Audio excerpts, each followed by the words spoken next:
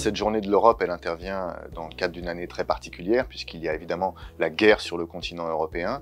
Et puis c'est aussi une guerre qui implique directement l'Union européenne, dans le sens où l'Ukraine a posé très vite sa candidature à l'Union européenne et a vu dans cette candidature une possible garantie de sécurité. Donc on voit qu'il y a des attentes à l'égard de l'Union européenne.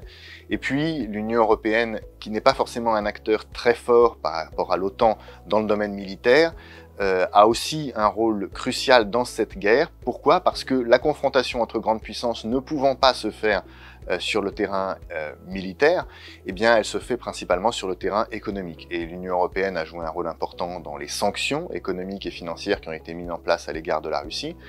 Et elle a joué aussi un rôle sur un terrain un peu moins évident et un peu moins attendu, c'est celui du financement des livraisons d'armes à l'Ukraine, puisque c'est un instrument relativement nouveau de l'Union européenne, la Facilité européenne de paix, qui a été utilisée en partie pour faire ce financement. Donc il y a une Union européenne de plus en plus géopolitique, ça s'est révélé dans le passé récent au moment de la crise Covid, et ça se confirme aussi aujourd'hui dans cette guerre en Ukraine.